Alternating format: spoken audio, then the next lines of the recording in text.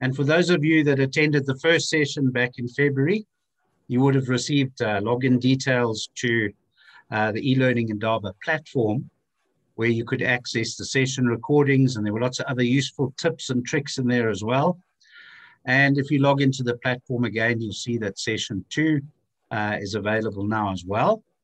And for those of you that are just joining the learning journey now, the 2021 learning journey, you will also have access to the platform, and you can look at today's sessions, but you can also go back and look at the series 1 sessions. And there's lots of exciting information. Presentations will be in that platform, and along with a whole bunch of different tricks and tips. Today's session is going to be exciting. We've got some great speakers lined up. But there's a couple of things that I'd like to mention before we get into the session. Firstly, what a busy start we've had to the year. In fact, busy is just not the word. It's been a fantastic start. Lots of activity, lots of excitement. We've got lots of new staff at New Leaf, and we welcome Claire Gingell to the New Leaf family today. She's starting with us as our head of learning. And Claire has a wealth of experience and comes from the educational sector.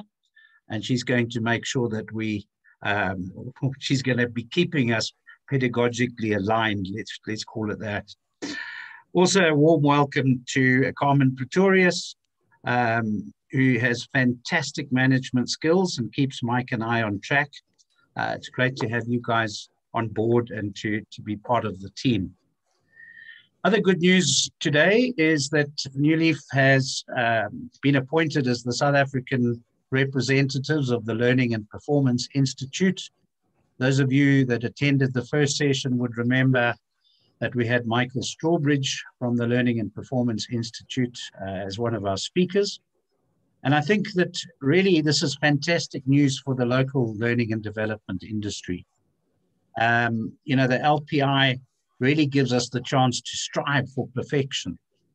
And New Leaf and the LPI, we kind of share the same ethos, if you like. We're really trying to uplift the industry as a whole. And, you know, that's really why we have Indabas, is to try and impart knowledge and help each other out. But in going forward, we will be working closely with the LPI, both on the eLearning Indaba and on other projects. And I think there's just a fantastic chance for organizations and for individuals to become members of the LPI. They have all sorts of really interesting info, advice, and really get some well-deserved recognition. So if you want a little bit more of information on that, please just feel free to drop me a line. On another note, we've also just launched our very comprehensive Poppy course. Of course, it's Poppy time now. Everybody thinks Poppy time's in November, but in South Africa, Poppy time is by July. That's the Protection of Personal Information Act.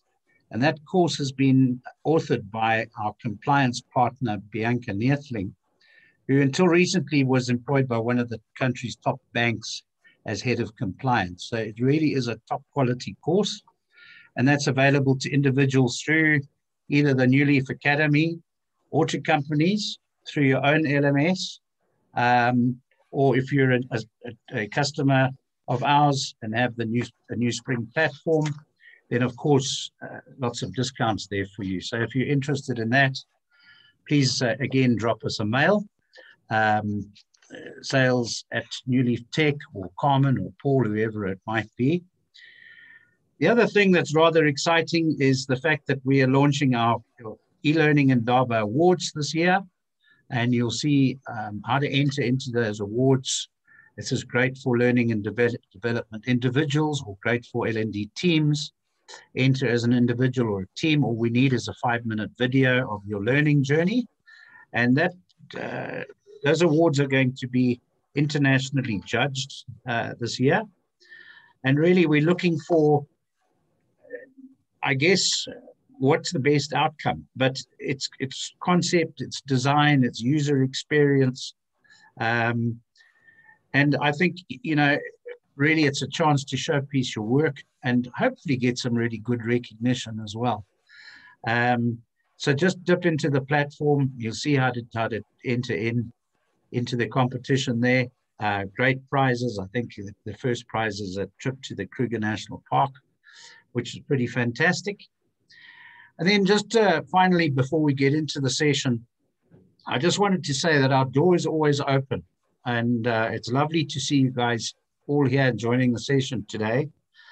But if you would like to just have a one-on-one chat, talk about your learning strategy or how we can help you, I'm always available for that, or Mike or Philip, one of us will always be around. So just feel free to drop me a mail and we can help you with some of those pain points. Ilan Raisel is our host today from Host BEE. And Ilan, thank you for facilitating our session. It's much appreciated. And again, to all of you, thank you very much for joining us. And I hope you're going to find today really interesting and enlightening. To you, Ilan. Thank you so much, Paul. And thank you very much for the warm introduction. Many of you might be wondering, what about Mike? Where's Michael Handley? And Michael is actually currently in a session in Rotterdam, speaking there on behalf of a New Spring, on behalf of New Leaf Technologies for a New Spring's eLearning Awards. He's one of the adjudicators over there, so unfortunately could not be with us today. But I know that he will be watching this recording, and that's my cue to let you know that we will be recording this session. So if there's anything that you do want to revisit, please do so. We will put the link to that recording inside of your e-learning journey, inside of the path, inside of a New Spring, so that you can go back and refer back to that. I would like to invite you also, as you start to listen to our two guest speakers today, to engage with them as much as you would like to. We have two options for you. Number one, if you agree with something that they're saying, you can, of course, make comments using the chat panel or the chat feature inside of Zoom. You'll find that if it's not enabled on the bottom right of your screen, you can click on the chat icon and you can start to type over there. If you have any specific questions, however, for our two speakers, please use the Q&A option. That is where you can type a specific question, and it might be useful if you would type in the name of the speaker just beforehand so we know exactly who to allocate that question to when it comes time for us to get to that section in the Q&A portion of our webinar today at the end. With that said, I would like to introduce you to our first speaker, Mr. Guy Wallace. He is the founder of Epic. Guy is a performance analyst and industrial architect and has been in the instructional systems design. He's been in the instructional systems design profession since 1979. He's been an external consultant since 1982, and he served over 80 clients, including more than 45 Fortune 500 firms. His consulting work has won awards for AT&T, NASA, General Motors, Hewlett-Packard, Imperial Oil, and Siemens Building Technologies. He is also the author of 15 published books and over 100 published articles. Guy has served as a director on the International Society for Performance Improvement, or ISPI, Board of Directors from 1999 to 2001, and as president-elect and president from 2002 until 2004. He was the recipient of the ISPI's highest award in 2010, Honorary Life Member, as approved by 2 successive boards. He currently sits on the Executive Advisory Board of the Learning and Development Accelerator and is a friend of IBS-TPI, the International Board of Standards for Training, Performance, and Instruction. With that, I'd like to invite onto camera Mr. Guy Wallace, your first presenter today. Guy, over to you. Great, thank you so much, Ilan. Let me share my screen here and get into the presentation.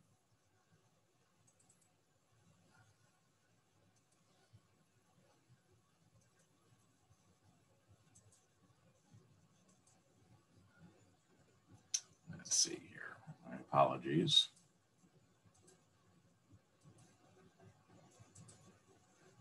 It seems I'm not able to. We can see your slides it's still in design mode. Is that right? Is it not? Yeah, that's what I wanted. There we go. There's some lag for some reason. I'm sure it's operator error. No problem. We've got it. We're seeing it perfectly now. Thank you. Thank you. Good day, everyone. First of all, let me apologize in advance for any inadvertent faux pas. I'm from the United States of America, so I think we tend to maybe perhaps have more than our fair share of those. Thank you to Paul Hanley for inviting me for this to this session, and Alan Russell for moderating this. I'm going to be covering the content in 3 parts. I'm going to talk about a thing called a lesson map to start with. Then I'm going to talk about the analysis data that feeds the development of a lesson map. And then the third part is talking about what are the process and steps for doing lesson mapping.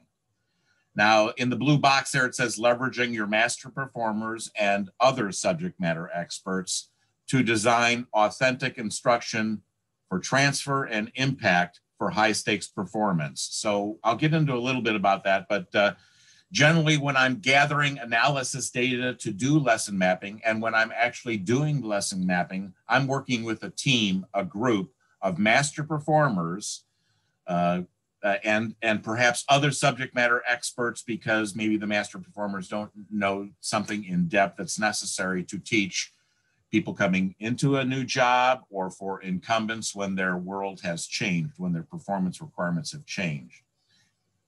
You can read all of this in the handout that's available. I won't cover any of that right now.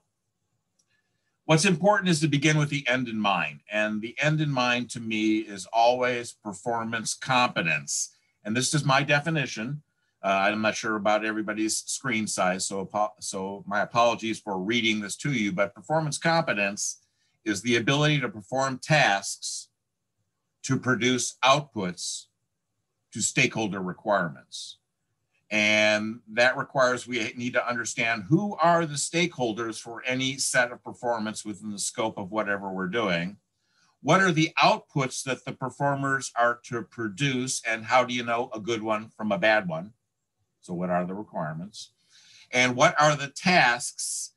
And there's 2 types of tasks. There's things that are quite overt. We can see, we can count them, we can see if they happen or not. And there's things that we can't see. So there's behavioral tasks and there's cognitive tasks. In today's language, some people talk about workflow. Well, there's also a parallel thing going on with the obvious workflow. It's the thought flow of the performers. And we're not going to get into too much detail on that, but that's really critical in order to get this right.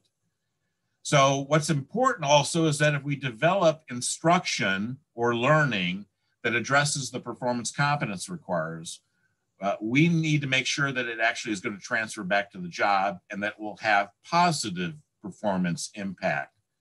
So we need to begin with the end in mind, and then we need to focus on transfer, because according to the research, and I don't know what the numbers are off the top of my head here, but transfer doesn't happen as often as we might like it to, that we would wish it to.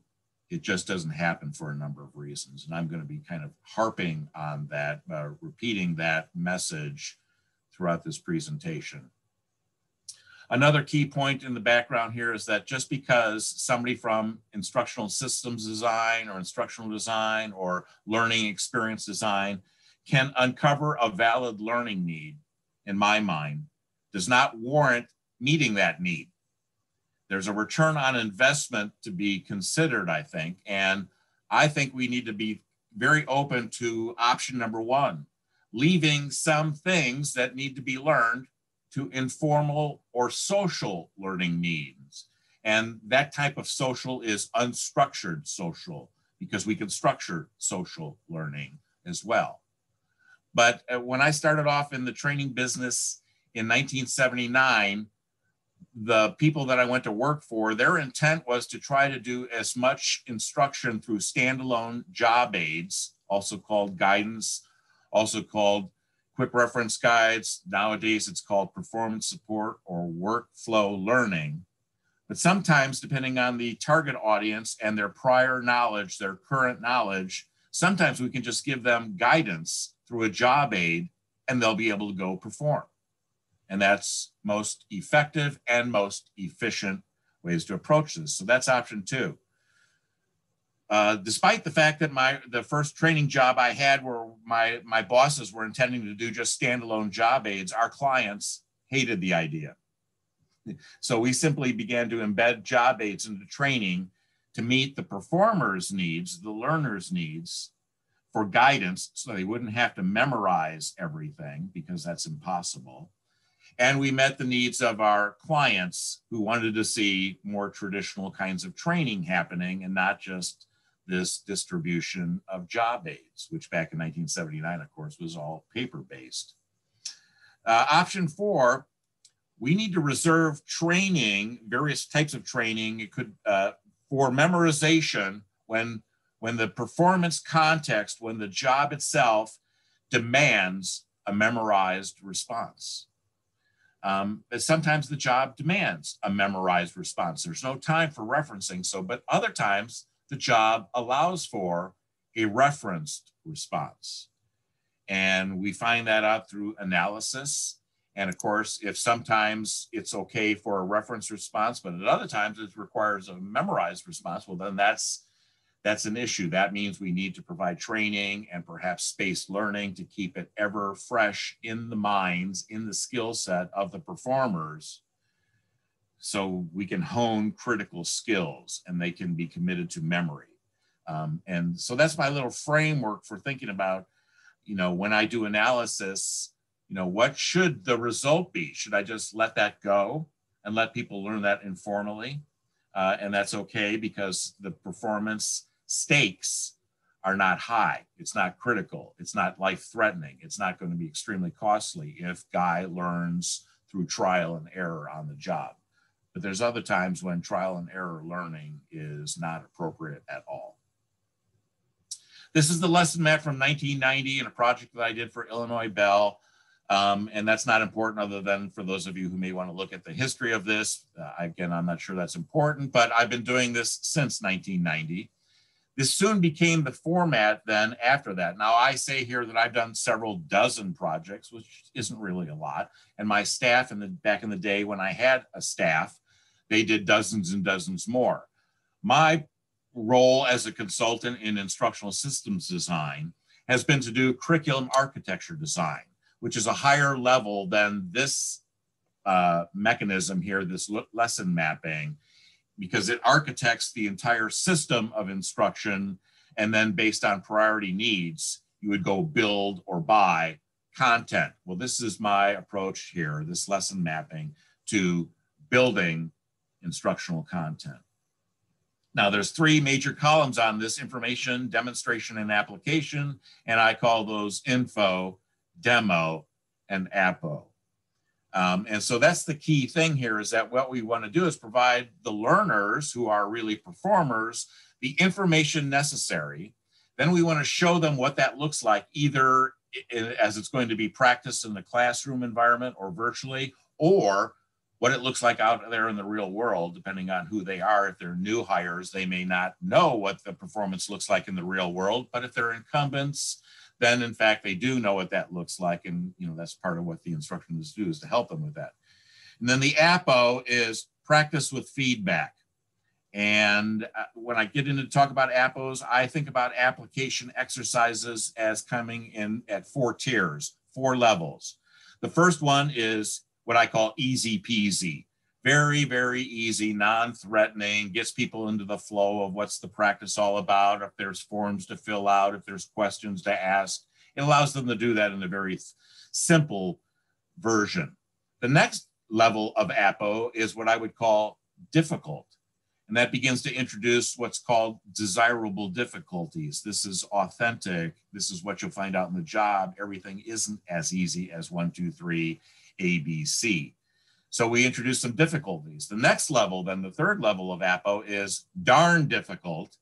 And you can use other phrases for that, but that's what we mean, is that we're increasing the difficulty of the practice with feedback. And we give feedback to reinforce what people did correctly, and we give corrective feedback to reshape their behaviors so that they will do better the next time. And the fourth level of application exercise, pardon my language here, but it's from Hades.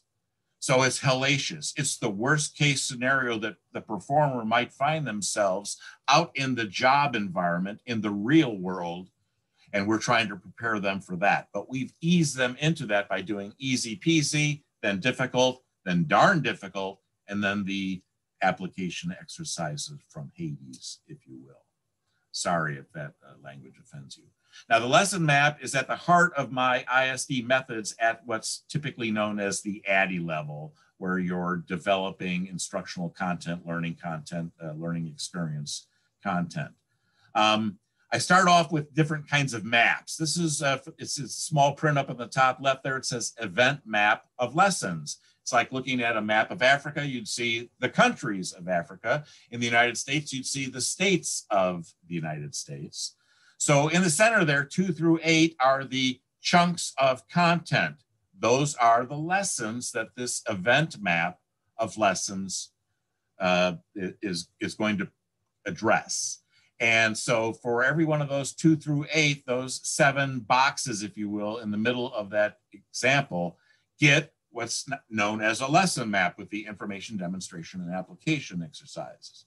And then going one step further, for each one of these boxes on the lesson map, there's further details, which is where actually all the analysis data that feeds the lesson mapping process resides. And I call those instructional activity specifications. So there's a instructional activity specification for information, for demonstration, and for application. So this is where the defining, this is like looking at the architectural renderings for a building. You get the pretty picture of what it's going to look like standing on the curb. Then you begin to look at the framing level of architectural designs, and then you begin to look at the wiring diagrams or the plumbing diagrams. And so this is a layered approach to instructional design. And of course, not many people do this level of instructional design, but I do, because I'm typically focused on high stakes performance, where the stakes, the risks, and the rewards are so high that the performers have got to get it right, which means that the instructional designers have got to get it right. So again, our focus here is on the lesson map, and that's what we're going to be talking about. All right, so again, the format here, the instructional content that's going to go on there, we start off with lesson objectives.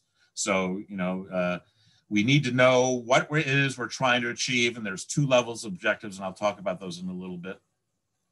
There's the lesson application exercises, those APOs. So this is where practice and feedback occurs. There's potentially demonstration. If we're dealing with incumbent populations, then they may not need a demonstration because they know exactly what that performance looks like, and we don't need to show them, and it would be perhaps insulting to show them something as if they didn't know, and that suggests that we don't know what they know, et cetera. But if it's for new hires, it's typically more important that we provide a demonstration, a video clip of this is what it looks like out there in the real world. And perhaps this is what it's going to look like when you're doing the practice exercises, those APOs that are coming up next. And then there's information. We need various knowledge and skills. We need to know what the laws, regulations, and codes are, or what the company policies are, or interpersonal skills and how you apply them in this particular context, et cetera, et cetera. And then there's the lesson open and close. In the open, we might engage the learner and connect with their prior knowledge and their prior experience and say, this is similar to such and such from your background, if we can make those claims. We can provide them with an advanced organizer about what we're going to do and how we're going to do this and how this is all going to play out. In case they have questions coming in, we can begin to answer, hey, this is where we will begin to answer that. It won't maybe be immediately, it'll be in the middle or later on. And so we can begin to manage their expectations about and ease their apprehensions about what's going to be covered and what, when are we going to cover it. And at the end and the close, that's where we can basically do structured debriefings and reflections and action planning about how you're going to take this back to the job. And this is where we can begin to address, from the learner's standpoint, transfer back to the job. Because if we know that there's going to be barriers, if we can anticipate that there's going to be barriers to transfer, we can begin to address them now and help the learner strategize and create tactics for themselves to make sure that they take it back to the job for their own personal performance success. All right, here's an example I made up. This is how to conduct the ISD intake process, which is basically somebody comes to you and requests some training, instruction, learning experience. And so what do you do? So I have a fairly formal intake process, and this is how I would train a consultant on how to deal with that. And so we're going to go through that in a moment. So this is where the objective is. This is what we're trying to achieve with this chunk of the instruction.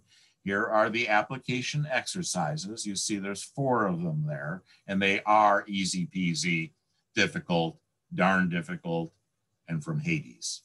And then we have some demonstrations that would precede 2 of the 4 application exercises, but not all of them. And then we have some information that we would provide in this order, in this flow, working from left to right. So we would give a couple pieces of information, give the 3rd piece of information, then do a demonstration, then do an application. And then when that's done, give some more information, do another demonstration, and then do 3 application exercises in a row before we close out the lesson. So there's 2 types of data that feeds lesson mapping. Performance data, which I capture on a thing called a performance model, and we're going to look at one of those in just a moment, and the knowledge and skill matrices, which capture all the enabling knowledge and skills. So what do you need to know to be able to do? So the performance model captures what you got to do, and the knowledge and skill matrices capture what you got to know in order to be able to do, because the knowledge and skills are systematically derived from our insights into the performance model. And these are small versions. We're going to look at a bigger version here in a moment, but this is the kind of data. The performance model generates the knowledge and skill matrices, and then both of them feed the lesson mapping. So performance data, it feeds the lesson mapping exercise first, because our focus is always on performance authentic to the requirements back on the job. And the enabling knowledge and skills are what we have systematically derived to say, this is what you got to know in order to be able to do. And there's a place for that. So all these tables of data feed the lesson mapping. And of course, as I said earlier, all that data doesn't end up residing on the lesson map. It ends up residing on the instructional activity specifications. If you're dealing with high stakes of performance, I think you need to go to this level. Too many people do not. All right, so outputs. We're looking at a performance model chart, one of many. It captures what are the outputs, what are the tasks, what are the roles and responsibilities. In other words, who's doing what? And you can see that under the area of performance, that chunk of the job called territory planning, a salesperson needs to produce a territory plan.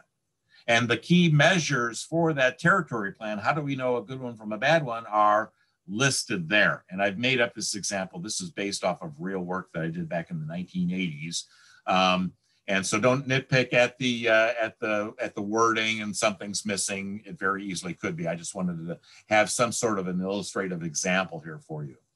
And then based on what the output is, beginning with that end in mind, well, what are the tasks performed to produce an output that meets those measures? And there's a list of tasks. Again, you could look at those tasks and criticize something doesn't make sense or it's missing or whatever, but it's just for illustrative purposes. Then we want to know in the middle there, the roles and responsibilities. Well, who's doing what? Very seldom is performance a solo occurrence. One person's doing it without the interactions with other people. Well, in territory planning, the first 4 tasks are done by the sales rep. You can see the code and the roles down there at the bottom left of that chart. Sales rep, sales support, sales manager, sales VP.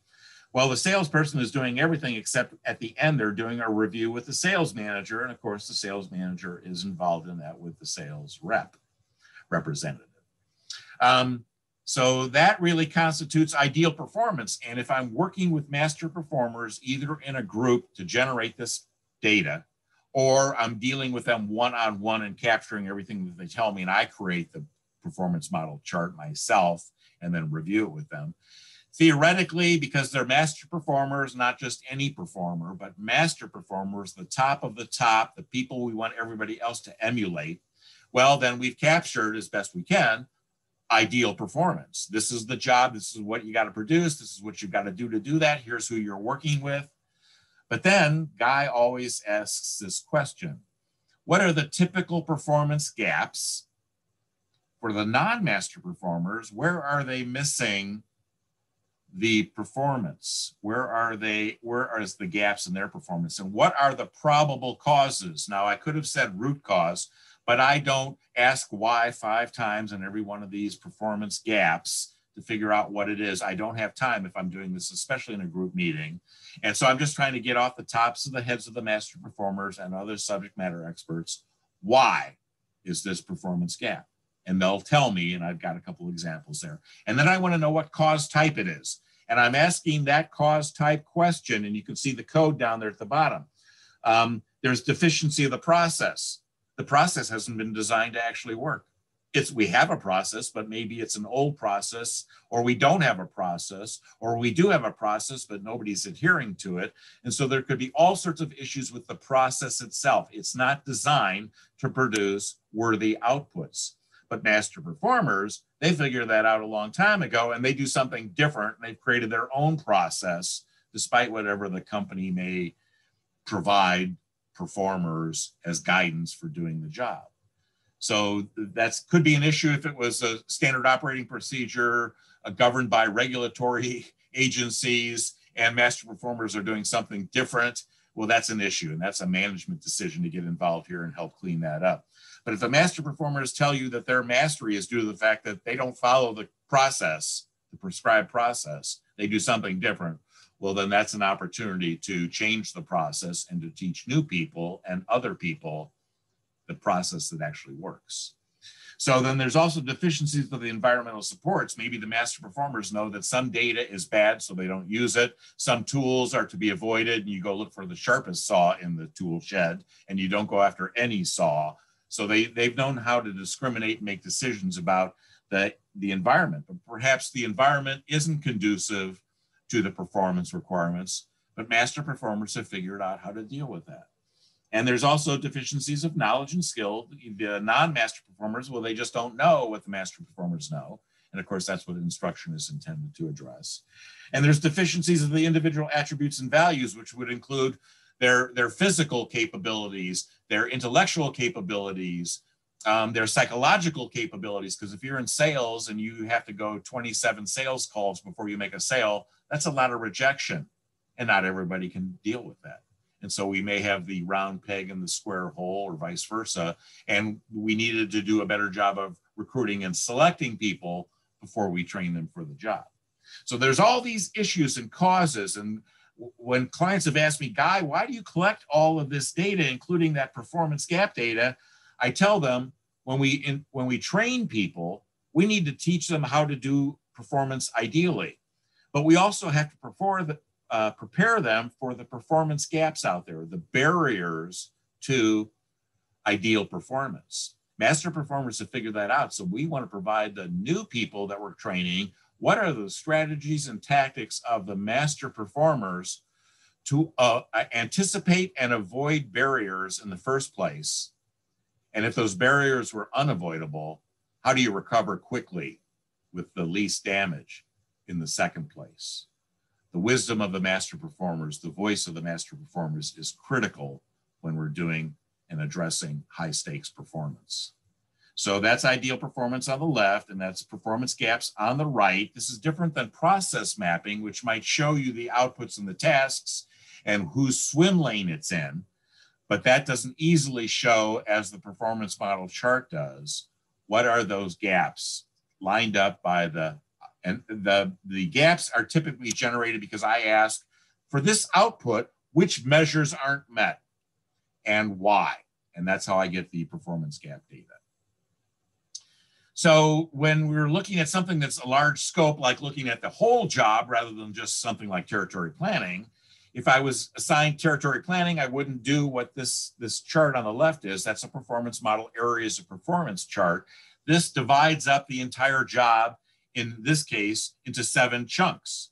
The entire job, everything that somebody does when they have this job fits into one of those chunks, or areas of performance, as I call them. And every area of performance gets 1 or more performance model charts over there on the right. We just reviewed that one. Now we're going to talk about, so now that we understand what people got to do, what do they got to know? And so the enabling knowledge and skill matrices then capture what you've got to know. And so we use the performance models there on the bottom left, and we generate lists of enabling knowledge and skills, but quite systematically. We just don't do open, unstructured brainstorming.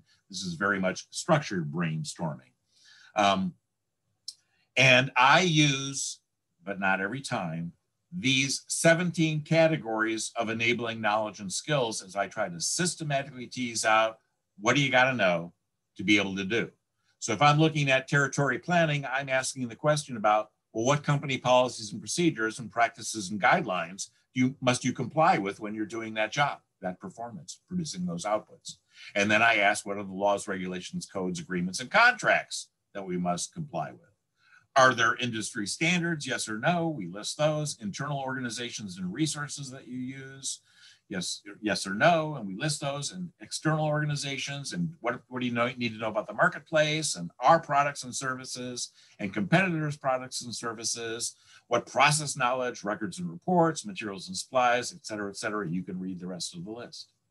But not every category is used in every project. If I'm not dealing with management and supervisory target audiences, I don't address category 14. But anyway, so this is how I systematically do that. And this gives me what in manufacturing worlds are known as a bill of materials. Here's all of the knowledge and skills that should be reflected in the training or needs to be learned. Again, it could be informal learning, it could be formal learning, it could be social learning, etc. So when I'm meeting with a client in the first meeting, I've had clients when I've said, okay, I understand your request. I do my active listening so that you know that I heard you. And then I tell you, this is what we're going to go do an analysis. They might tell me, because this has happened quite often, well, you're not going to need analysis. We're just going to be able to tell you what we need in that course. And so I've jumped up in the past to people's flip chart easels, because I've been doing this since before the days of whiteboards. Or I jump up to their whiteboard and I draw out a lesson map and I start asking them, so what are the learning objectives? What do people got to know? Because that's usually what they're thinking. Then I ask, well, what are after you know, what should you be able to do? The performance objectives. And so I'm systematically, kind of Socratically walking them into my lesson mapping and capturing what they have to say right in front of their very eyes so that they can see that, oh, okay, yeah, that makes sense. So then I asked them, so what would good practice look like? If we were to have them practice that performance, demonstrating their learning, their knowledge, what would that look like? We'll talk a little bit about that. That's where I introduced the easy peasy from Hades concept about that. And that either resonates with them and they say, oh yeah, this is performance can happen really in some terrible circumstances. And so maybe we would need more than one practice exercise. And what I'm doing there is I'm trying to manipulate the thinking of my requester, my clients, because too often they say, hey, if we're going to have any practice at all, one should be surely sufficient. And I know for a fact that's not true. And so I've got to get them to think about this a little bit more deeply about the instruction might be longer than what they're first thinking, because we need to have all this hands-on doing it, practicing it, getting corrective and reinforcing feedback if we're going to really prepare people to leave the learning and go out and start performing. So this is where that all starts. I'm backward chaining this thing. I'm working on the application, the appos first. Then I ask them whether or not it would be helpful for the learner to see that expected performance. And that's where we could talk about it. Is this incumbent employees who have been there, seen that and done that, and that's what we're addressing? Or is it new hires that really haven't experienced all of that yet? Or maybe they've only seen it a couple of times and that's not sufficient. And so it's a decision to decide to whether it had to include a demonstration or not. Then I ask them about what information needs to be presented prior to the demonstrations and the applications, so that those make sense, so that people have some knowledge about what they're seeing and then doing. And then I always ask about what content already exists. Shareholders have already invested in instructional content or other types of content, and we should not recreate the wheel, so to speak. We should leverage and use existing content either as is or after modification. And then I always ask, so what barriers exist to the desired transfer back to the job? If we were to do that information demonstration application and meet these objectives, is Guy the learner going to be able to go back to the job and successfully start doing that? Or are there going to be barriers to him transferring this and trying it out? Would it be the supervisor? Would it be his peers? Would it be his customers or suppliers? Who's in that performance context, and how might they help Guy just not do it at all and ignore all the training, making the entire effort a total waste of time and resources and have a negative ROI? All right, so the learning objectives, of course, show up here. The application exercises show up here. The demonstration, if we have one, not always necessary, would show up here. And the information would show up here. And then what content already exists, we need to capture that for our instructional activity specification so that the developers know where to go to get it, to borrow it, to steal it. The shareholders have already paid for it. And then what barriers exist to desired transfer back on the job, because when we close out the lesson, we need to talk about what those barriers are, reflect on what you've learned, plan for your own transfer to the job. And if we're aware of barriers that do exist or could exist, we need to help the learners strategize their tactics for going and applying what they've learned despite the barriers. Otherwise, the whole thing is a waste of time and money, and that's no good. So again, here are my questions. When I get to the application exercises, here's the 4 examples. Conducting an intake process interview with the requester, that's kind of easy peasy. You've got a job aid, a template.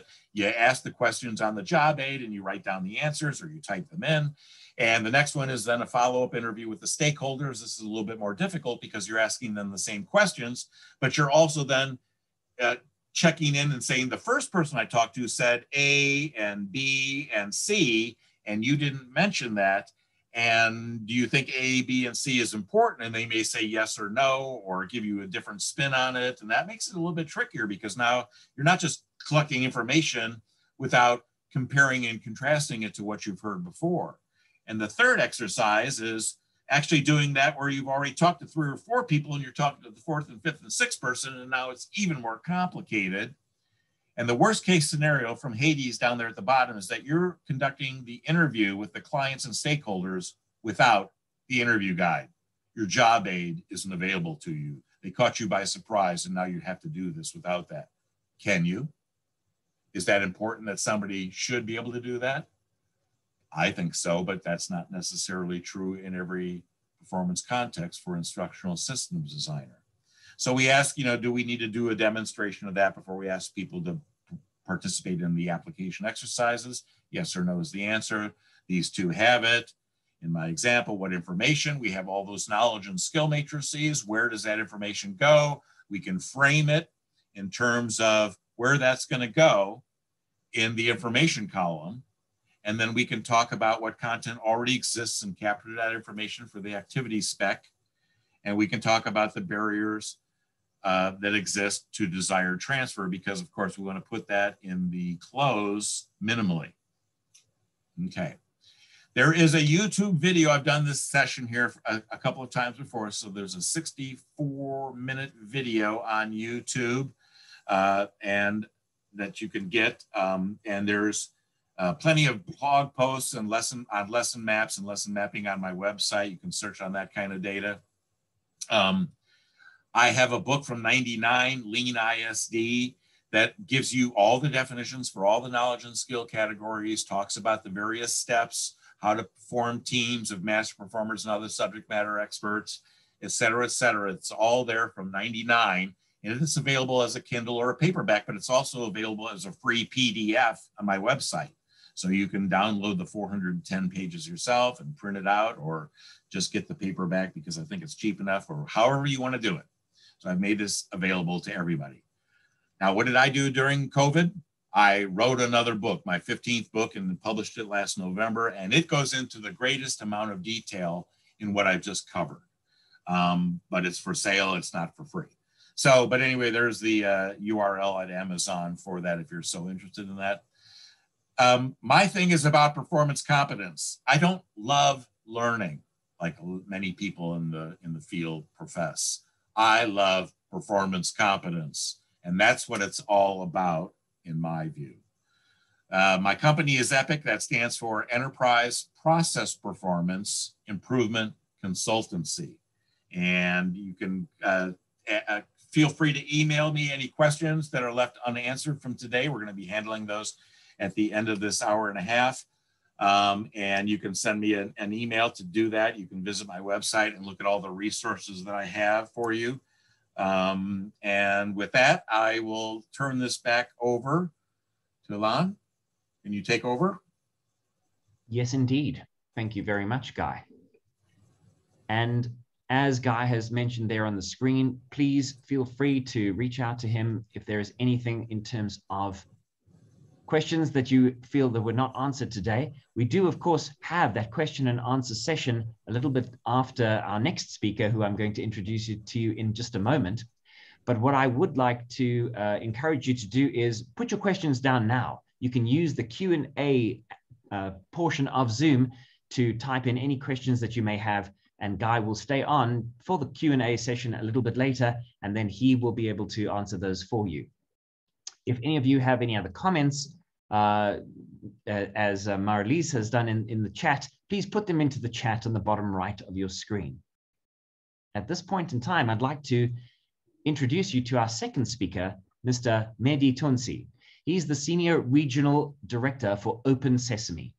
With over 20 years of experience in the learning industry, Mehdi has successfully implemented learning and talent management strategies for various industries, including content providers and LMS platform specialists. Mehdi assists global organizations in meeting the challenges linked to cultural diversity, improving communications within global operations, and developing learning programs to enhance workforce mobility. A seasoned traveler and passionate linguist, Mehdi has held different international positions in Australia, Africa, the US, and now his fourth continent, London. Well, in Europe, where he oversees OpenSesame's European operations. With that, Mehdi, I'd like to hand over to you, please, and we welcome you to the second eLearning Indaba of 2021. Thank you very much, Ilan. It's funny, I was listening to the presentation, and thank you very much. What I'm setting myself up. A seasoned traveler, I'm sure a lot of you can imagine, that has not happened in a while. I've not gone anywhere in the past 13 months, but yeah, once upon a time, I was a seasoned traveler. So let me just make sure that I'm sharing my screen and that everyone will be able to see my screen. So, oops. Ilan, if you'd be kind enough just to confirm that everyone can see my screen. That's perfect, Mehdi, coming across loud and clear. Thank you. Lovely. Thank you very much. Well, good afternoon to everyone. Thank you very much for making the time in your busy agendas to be able to join us today. So I'll quickly introduce myself. I think we're together for the next 20, maybe 25 minutes if I push my luck. I'll try my best to keep you engaged. I will, and I have to tell you ahead of time, I will ask you to participate because I want that to be as interactive as possible. I do not claim to be having all of the knowledge. We have developed an expertise. I want to share with you what AI and machine learning help us do today in the world of talent management, in HR, in L&D. I'll be sharing examples with you. I'll be sharing data. So just to give you a quick introduction, Mehdi, I manage the European operations at OpenSesame. I'm based out of London. You would probably have worked that out by the accent. I am French by birth. Do not hold it against me. I had absolutely no say in the matter. But for those of you struggling, I can only apologize. It is a French accent, so blame it on the French. I'll join you in that. So there's no issues with that. In terms of the agenda that I'd like to cover today with yourselves, let's talk about AI and machine learning in a nutshell. Just tell you about some of the exciting things happening within the world of AI, and then dive into, okay, what does that mean from a talent management perspective? Where we're going with that? Before I do that, just a quick word on OpenSesame. OpenSesame is very privileged to be a New Leaf Technologies partner. We are a marketplace for e-learning content, which means that we partner with the best publishers of e-learning content out there. And we do two things, essentially. We map out your population learning style preferences in order to then curate for you the best learning path possible for your learners. I'll come back to that in a bit, but I had promised that I would not do too much about OpenSesame. If you have more questions at the end, feel free to reach out. So AI and machine learning, I wanted to, I've done some research and I thought, how can I best start that session? Well, I'll start by sharing with you a staggering statistic I read recently. Oracle published an article in which they say 64% of people trust a robot more than they would trust their manager. I'll pause here for a second because it took me a while. I had to reread through that. 64% of people trust a robot more than they would trust their manager. And just to make sure, I'll put things into context. Manager being the person who's there to help people be the best version of themselves. Well, 64% of people would trust a robot more than a manager. And then when we dive into the data, looking at, what is the reasoning behind that? 26% of the respondents felt that a robot would provide better unbiased information than the manager could. 34% of respondents mentioned that they felt a robot would be better at maintaining a schedule than their manager could. And in all fairness, considering the past year we all have gone through, they might have a fair point there. And then 29% of respondents felt that robots would be better at problem solving than their manager could be. Plenty of food for thought. I mean, for me, that was absolutely staggering. As I said, I was shocked by that, but that's where we are at. And I want to dive more into that in a second. So hold on, moving on. So why AI and machine learning, and why now? So again, let's put it into context. In the past 2 years, 92% of the world data has been created only in the past 2 years, which means that the pace at which technology goes, the pace at which we produce content is staggering. It's like the fastest it's ever been. And I had read a data saying that in the past, well, it's in the past 2 years, but even prior to that, and within less than 5 years' time, we had produced more data than humanity had ever produced. And it's going to go even faster. It keeps on going faster. And this is changing our relation with everything, and how, and a lot of businesses have to redefine themselves around that. And I'll give you a couple of examples. So I'm not sure if Domino's Pizza is a big thing in South Africa. If it's not, it's good because it's not that good. And if anyone works for Domino's, I'm terribly sorry. I'm a snob. Again, blame it on the French. But Domino's Pizza, for example, did something recently that worked really well for them in terms of business. They redefine themselves as being a tech company that happens to sell pizzas. And they've been using drones to do deliveries.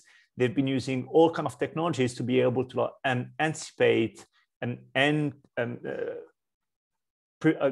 prepare pizzas ahead of delivery, knowing that, okay, if there's, I don't know, a game or a sporting event of some kind, the amount of deliveries will increase by then, and people in certain places of different cities will be going for those toppings, and then using AI and machine learning to be able to produce the right pizza at the right time and put them into the oven even before the customer had placed the order, to be able to anticipate that and reduce the time to delivery to the customer.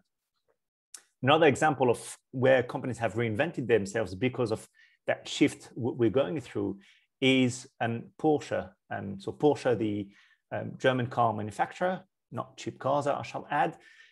Porsche is reinventing themselves in not just a car company, but a well-being company. And one of the things they're doing, for example, with the newer models is now for Porsche drivers, when you're going to work, for example, in the morning, the minute you sit in your car, there will be multiple sensors in the car that will look at your blood pressure, your temperature, your heart rate, and based on all of those data, decide whether or not the masseur within the seat should start giving you a massage to relax you. The AC will push a specific type of essential oil to help you relax or wake you up more if you're still feeling slightly asleep. The engine and the type of driving will adapt to what's best to use in order not to be stressed. And the GPS, depending on the destination where you're going, so whether you're going to the gym or to the office, will be able to choose a type of driving that will optimize the conditions in which you will arrive at destination. So some amazing things are happening, and a lot of businesses having to redefine themselves as a result of that.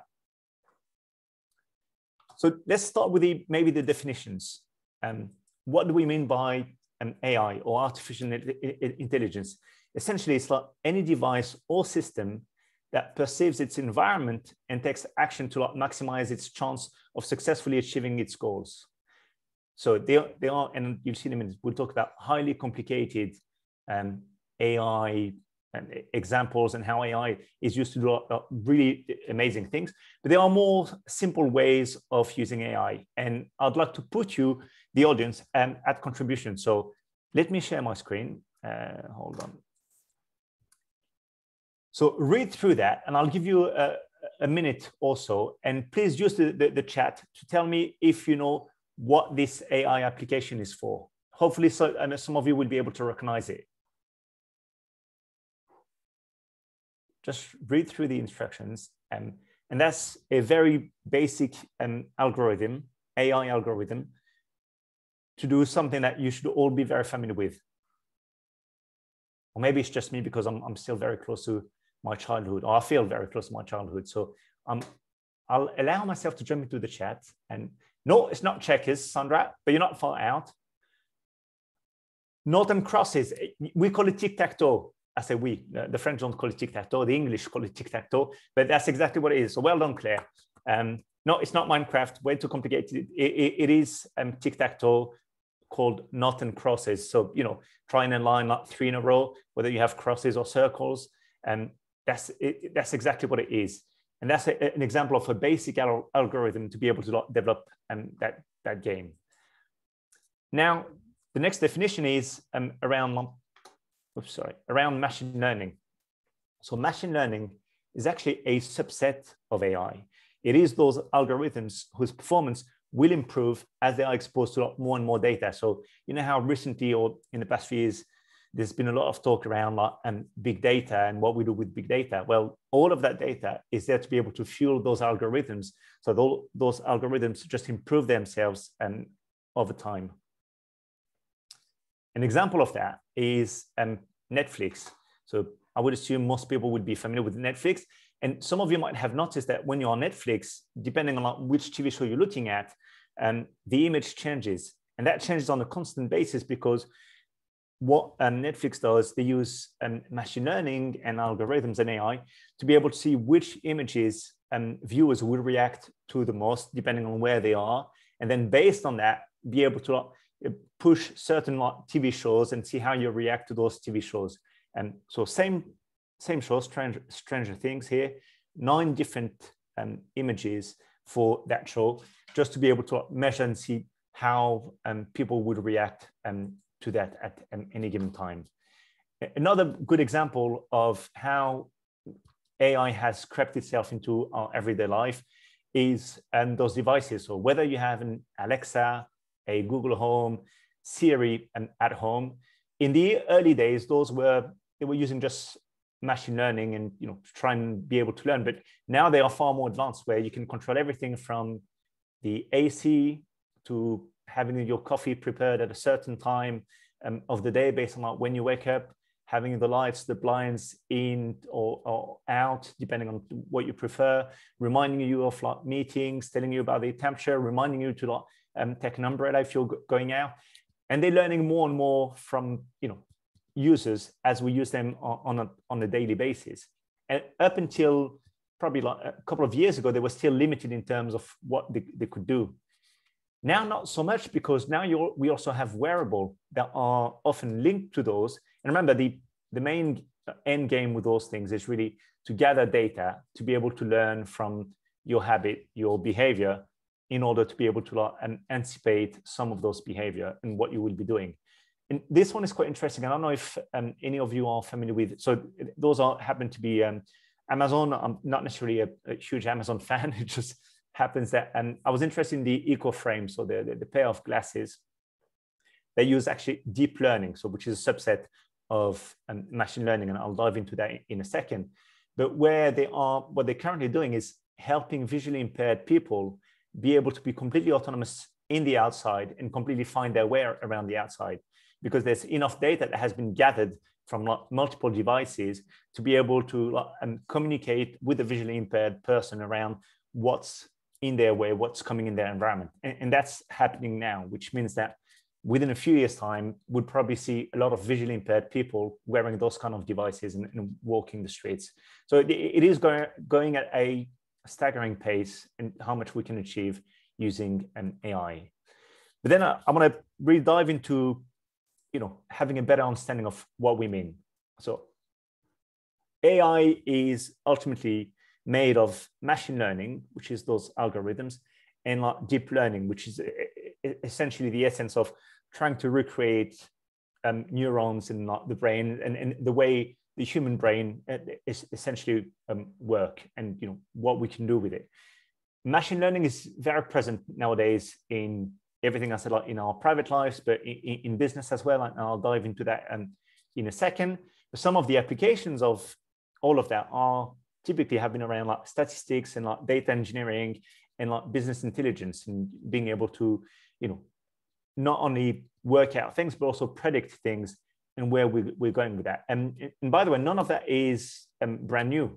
That goes back to even World War I or World War II, when you had mathematicians trying to crack codes around messaging of things of the kind. So it's been in the process for a long, long time. The big difference is technology has picked up so fast. They just helped us really increase the pace at which we've been able to use those technologies and what we can do with those technologies, because the usage go way beyond just the cracking a code. We use them in our everyday life. So how does that apply to talent management? You'd probably ask me, how is that relevant for anyone who is in learning or HR? What can we do? Well, I'll share with you, I had a conversation recently with a chief people officer, and that was telling me that he felt that he should not be recruiting HR or L&D professionals. They should be recruiting IT people, because there are so many tools that we have to use in our everyday life that just makes it complicated for people to be able to do anything. So, you all have your corporate intranet and with your corporate email, but you also have a learning management system. Some of you might have even got an LXP, a learning experience platform, but you also have a HRIS system that allows you to do performance management and then track employee information and be able to do the talent acquisition and the recruitment. And often those are different systems, which makes it complicated to be able to, at the end of the day, being able to process everything manually and help your employees at the end of the day. Well, where AI and machine learning is playing now a crucial role is that a lot of those processes are being automated. And the more we can automate those processes, the easier it is for organizations to be better at what they do, but more importantly, to enhance their people to be better at what they should be doing and what they have been hired for. So I'll give you an example. I mentioned that at OpenSesame, one of the things we do is we have a very large catalog of great learning content, but there's no point in having a large catalog of learning content if it's just sitting there. So a lot of what we do is around tailoring the content to the learners and be able to push that to the learners at the right time, learning in the flow of work Thank you, Josh Bursin, for coining that phrase. But it is what we try to achieve, because that's what makes the most sense to help people be better at their job. And the impact is real, because, you know, in terms of increase of comprehension of the content, not people being able to apply that content into their everyday life, you're seeing like a 50% increase. And in terms of engagement, and engagement is a big topic at the moment, especially with like everyone having to work from home, Zoom fatigue, all of those things. So being able to keep people engaged is crucial. So again, by being able to push out the right format, the right type of content to the people at the right time, drastically impacts the level of engagement you'll be driving. And then course completion. You know, you want to make sure that if you're pushing content to people, it is not for the content to sit there, it is for the content, for people to use that content. So I'll quickly digress, because there's one more example of how we can use AI and machine learning to empower people that I want to share with you. So I'm showing a map of the world. Ilan kindly said at the beginning, I was a keen linguist. I'll be honest with you, I don't know that if it is I am a keen linguist. I've worked out very early on in my life that I was much better off at learning new languages than at studying sciences. It's just a given. And it could also be that when I was growing up in Lyon, my hometown in France, the way the school system was divided, there were far many more young girls in the language sections than there were in the science sections. So I might have had an incentive to study languages at the time, but I'm fortunate enough to speak 4 languages fluently. You have many languages across South Africa, but not everyone is able to speak every language, because there are so many languages out there. One of the great applications of AI and machine learning to promote communication is actually, if I share with you my next slide, and I just realized that I shared the wrong slide, sorry. That's that slide. That's why I was talking about languages. Apologies about that. But I'm going to try and play a video, and I cross my fingers that it works for everyone, and that the sound would work as well.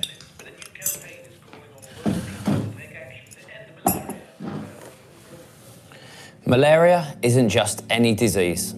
It's the deadliest disease there's ever been. Se dice que ha matado más de la mitad de la población que ha existido.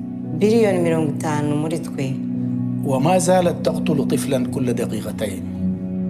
Mais nous pouvons y mettre fin. Nous savons comment, nous en avons la possibilité. हमें और अधिक कार्रवाई की जरूरत है. 我们需要让世界领导人关注.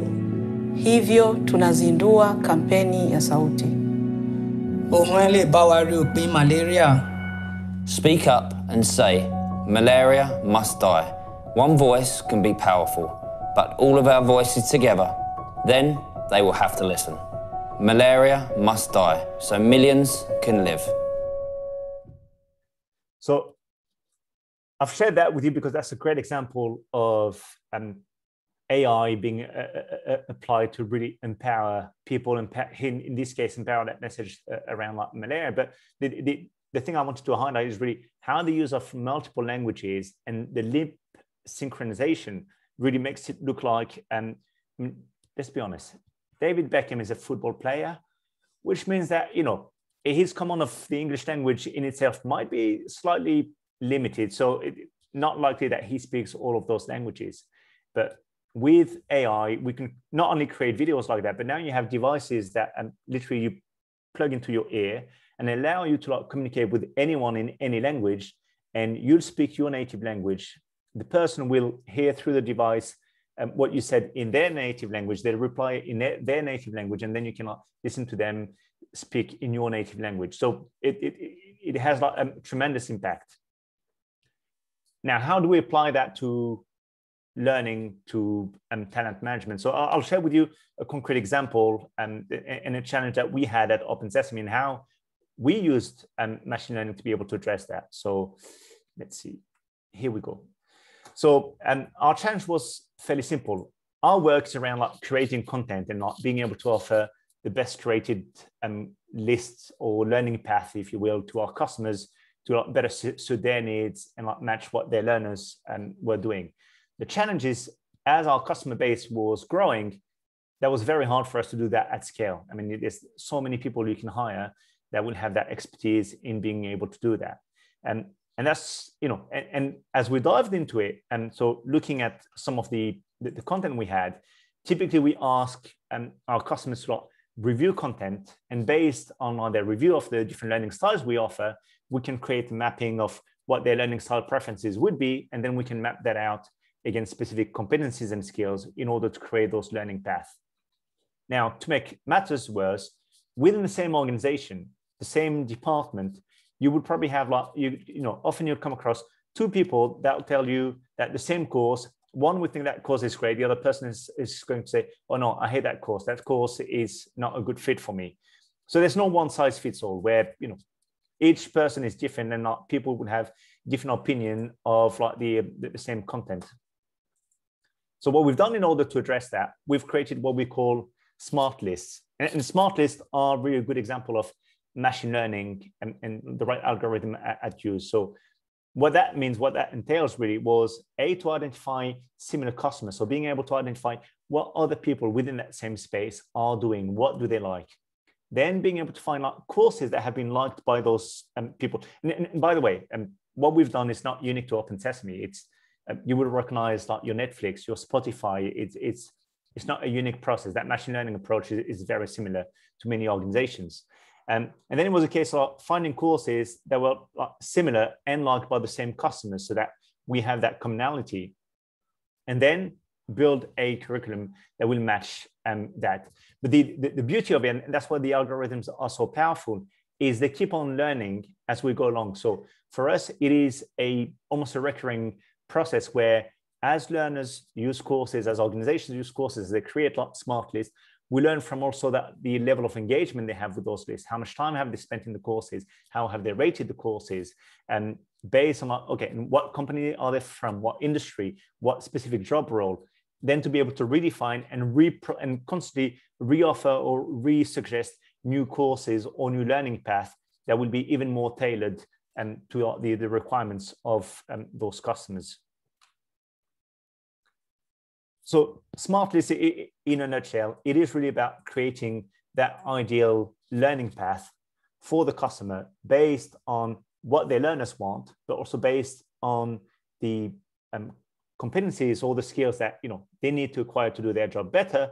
And finally, within a delivery method or mode that fits their learning day. So it really fits in that learning, that flow of work, being able to learn in the flow of work. I do not, if I'm working on project management and I'm dealing with Excel and I need to do a pivot table, I don't want to be told, oh, there's an Excel training session that will take place in 6 weeks' time. You can register now, because that's not helping me.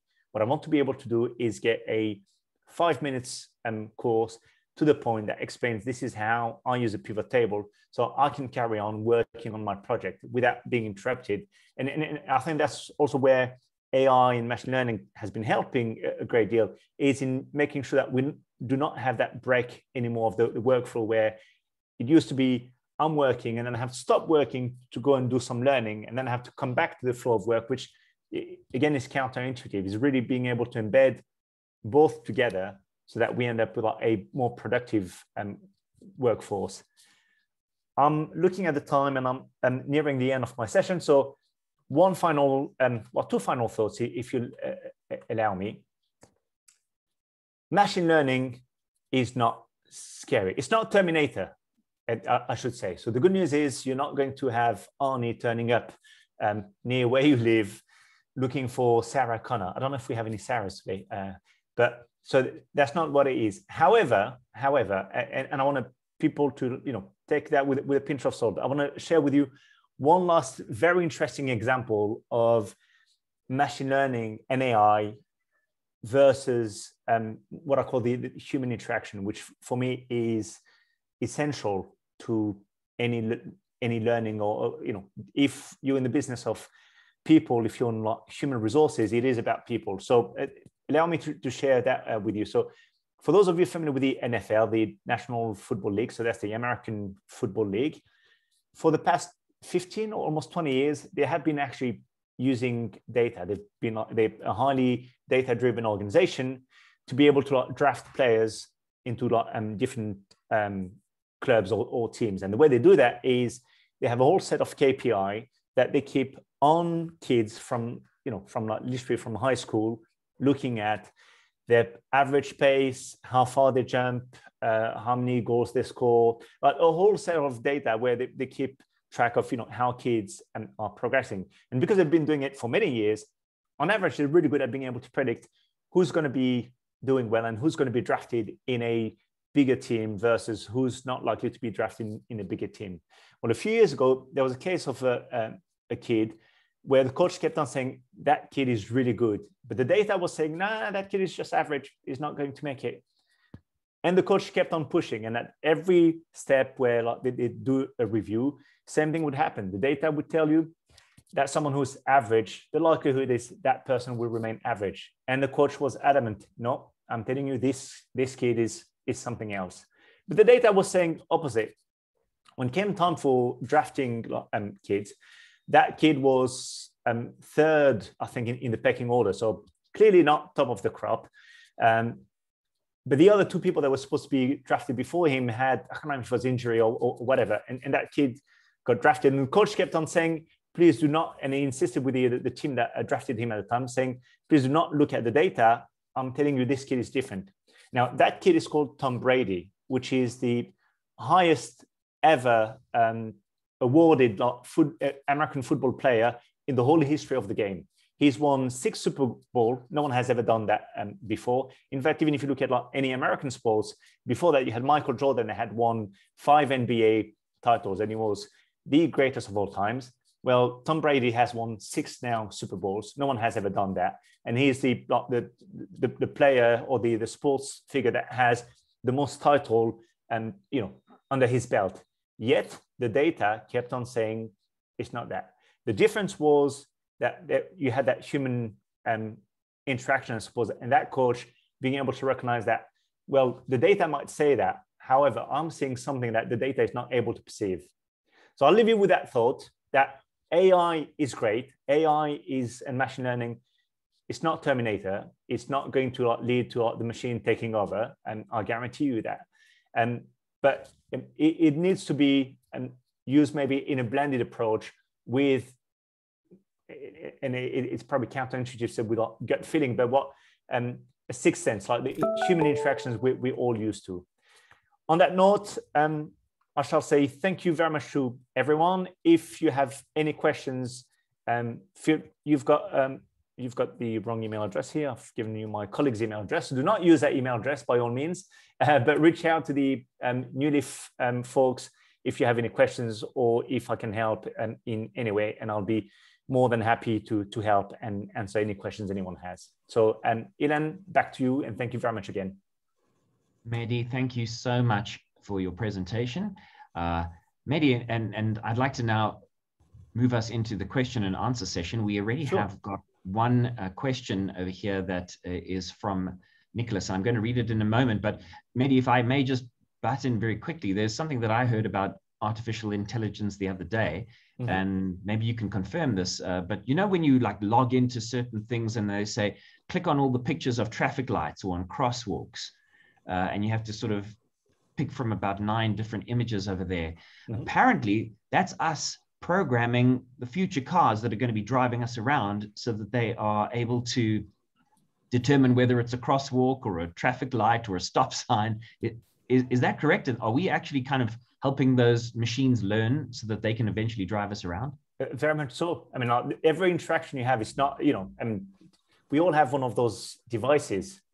It is scary the amount of information we are actually unknowingly giving to all those tech companies to be able to do all of that predictive, literally being able to design and redesign what our life will look like, where we're going. I mean, I'll give you a concrete example. McDonald's now is using technology that when you're driving within a certain distance of a McDonald's, it'll identify your registration plate, depending on the time of the day, and then they know your learning habits. You'll already have your favorite burger waiting for you before you even place the order, and they'll be waiting for you. The advertising companies have a whole set of, again, AI-driven systems that using a GPS can like localize where you are, and depending on where you are, be able to like promote different brands that you're more likely to buy. And you know, just like, have you noticed that, and I'm sure a lot of you have noticed that, but you're having a conversation with a friend and you're saying, I need to change my windows, I need to, it just happens. And in your email box, guess what? There's some emails about how that company does great windows. So yeah, I'm afraid it's very much true. Wow. Thank you so much. It's fascinating. I'd like to read Nicholas's question, or let's see if we can answer this live over here. I don't know if you can see, if you click on the Q&A button at the bottom there, Mehdi, there's a question over here for you. There is debate I'll read it for everybody's benefit if they cannot hear it. It says, there is a debate on whether or not AI or machine learning is creating a homogenous culture where what is presented to us is always run through algorithms and diversity is lost. What are your thoughts on this? Do you agree or disagree with this notion? So Nicholas, thank you very much. That's a great question. And in a week's time, I'm doing another presentation in which, for a talent acquisition forum, in which I make the argument that unconscious bias does not work. And to come back to your question, there is a massive issue of bias in algorithms, because algorithms are written by people that have their own biases. And in fact, I mentioned talent acquisition because there's lots of data around talent acquisition demonstrating that you could almost argue they are racist algorithms that will tell you that candidate is better than that candidate, not based on actual data, as in objective data, but on subjective data, because the algorithm itself is subjective. There's a big debate at the moment around like ethics. If you follow what's happening, there's some key people at Google, for example, have left the company on the basis of that, because a lot of what is being done, and it's even more scary because there is, and I don't want to fall into cliche, but a lot of those programmers that do those algorithms tend to be, always the same type of person. And therefore there's a massive bias that comes with that, which is, why do you think there's all those campaigns around like, more diversity in tech, women in tech? It is not by accident. It really is by design, sadly, that we're in that situation. So there are big discussions we have around like ethics and the use of AI in making sure that we do not end up in a society where everyone looks the same, but more importantly, that as we qualify people, they're not all qualified on the same basis, starting with an algorithm that is biased, which is why I gave at the end that example of the NFL, because I find that fascinating that there's so much, it is good to rely on data to a certain point. I think we still have, it is innate to like human nature to be able to, sometimes bring some leverage and make a sounder decision than a computer would be able to make for you. Thank you very much for your answer there, Mehdi. If there are any other questions, please feel free to use the Q&A option down at the bottom over there. You can type your question. If you would prefer to actually speak, please use the raise hand feature. We can ask you to come off of mute and ask your question directly to either Guy or Mehdi, or Paul for that matter too. Thanks. Just going on from what Mehdi was mentioning there, about driving past McDonald's and they already know to make your burger. And, that's kind of happening in learning as well. So you can have geolocated learning, which is quite interesting. So if you're in the Joburg office, you'll automatically get the Joburg course. If you're in the Cape Town one, just based on your geographic location, that course can adapt to suit content that suits the Cape Town office. So that's really rather interesting. And the other thing that just sort of leading on that I wanted to mention was that straight after this session, after the Q&A, we've got a little workshop going, which Philip is going to manage. And that talks to adaptive learning. And in essence, adaptive learning is AI.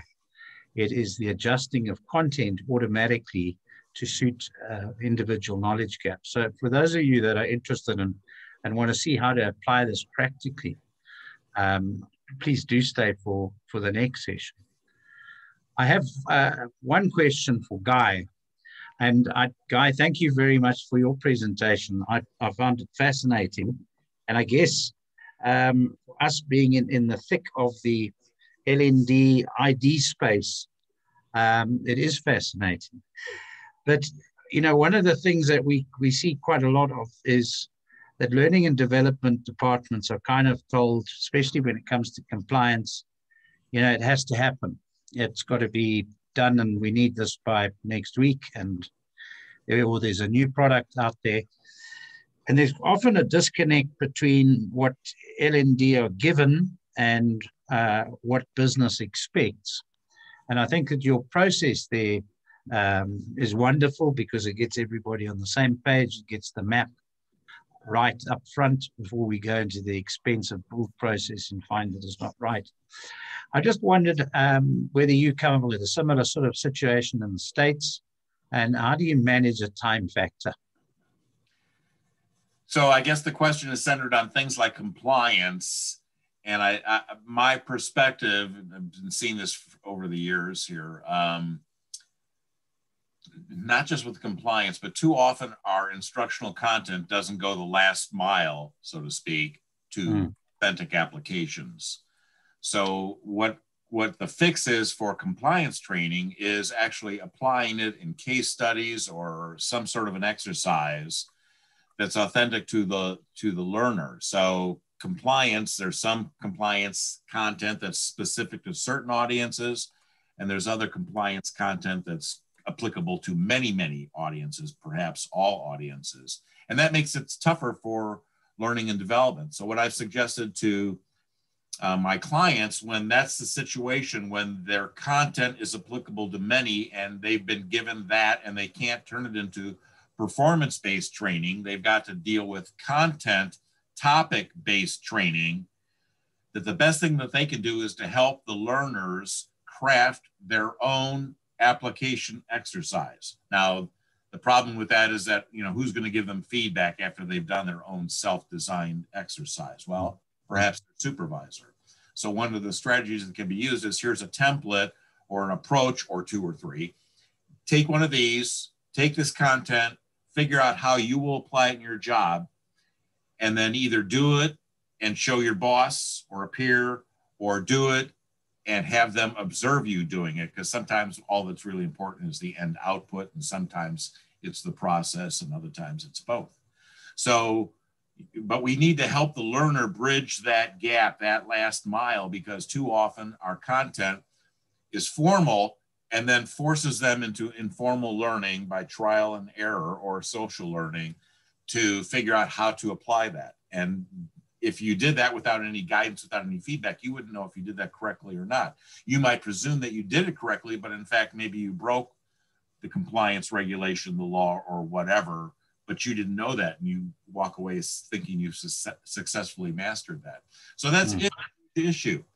If their stakes are high, if that compliance, if the results of non-compliance is high enough, one, instructional analysts should figure that out and help their clients figure out, you know, what's at stake here? What, you know, is this high stakes, medium stakes, or low stakes?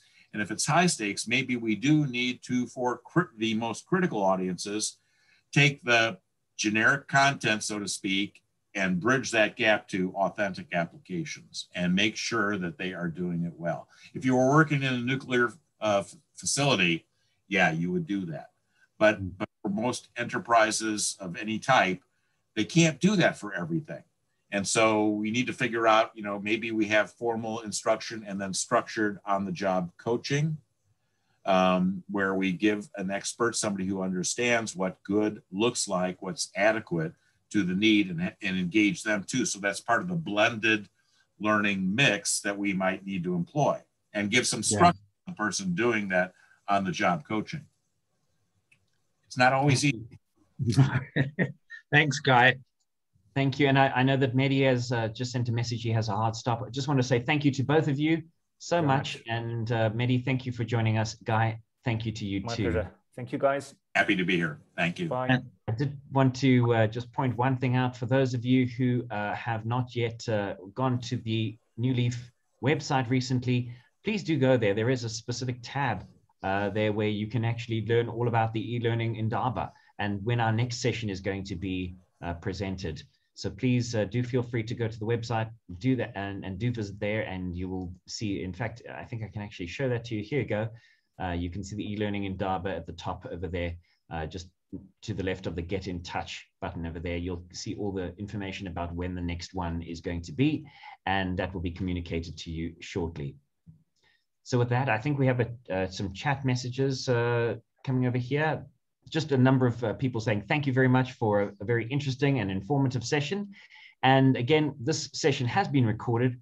This will become part of your learning journey inside of A New Spring.